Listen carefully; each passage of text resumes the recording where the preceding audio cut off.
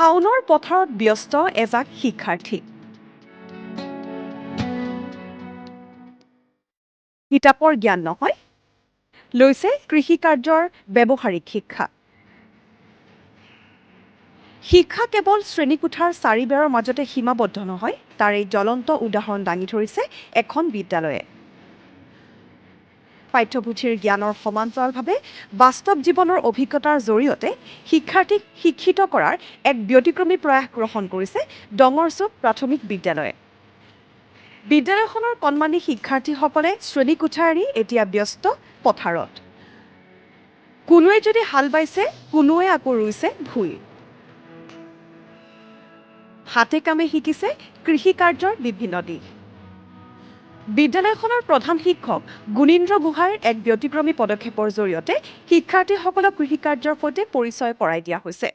জীৱন আৰু ব্যৱহাৰিক শিক্ষাৰ সম্যক এটি ধাৰণা দিবৰ বাবে আমি শাওনৰ পথাৰলৈ তেওঁলোকক লৈ আহিছিলোঁ। অভিভাৱক আৰু মাতৃগোট আৰু স্থানীয় ৰাইজৰ সহযোগত শিক্ষিত হৈ যাতে শ্ৰমৰ মূল্য মৰ্যাদা তেওঁলোকে জানে, কি খেতি বাতিৰ লগত জড়িত হৈ জীৱন আৰু জীৱিকাৰ লগত সম্বন্ধ ৰাখি তেওঁলোকে যাতে ভৱিষ্যত জীৱন একোগৰাকী পৈণত ব্যক্তি হিচাপে সমাজত প্ৰতিষ্ঠা লাভ কৰে, তাৰেই আমি এটা সম্যক ধাৰণা দিবলৈ প্ৰয়াস কৰিছোঁ।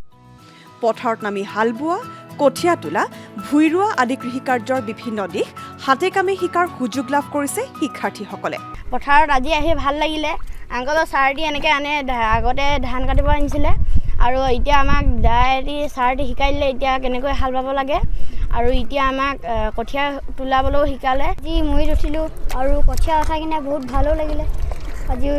আৰু আগতেও আহিছিলোঁ পথাৰলৈ ছাৰ বাইদেউৰ লগত, মা দেউতাৰ লগতো আগতে আহিছিলোঁ, আজিও আহি বৰ ভাল লাগিল। কিতাপৰ পাতত কৃষিৰ বিষয়ে পঢ়া আৰু বাস্তৱ পথাৰত নামি কৃষি কাৰ্য কৰাৰ মাজত আছে যথেষ্ট পাৰ্থক্য। আৰু সেই পাৰ্থক্য দূৰ কৰাৰ লগতে শিক্ষাক বাস্তৱ জীৱনৰ সৈতে সংযোগ কৰাৰ লক্ষ্যৰে ডঙৰচুক প্ৰাথমিক বিদ্যালয়ে গ্ৰহণ কৰিছে এই বিশেষ পদক্ষেপ। চৰকাৰী খণ্ডৰ এই প্ৰাথমিক বিদ্যালয়খনৰ ব্যতিক্ৰমী পদক্ষেপৰ এতিয়া শলাগ লৈছে বিভিন্নজনে। ডিব্ৰুগড়ৰ পৰা Raktim Das report, DD news Assam.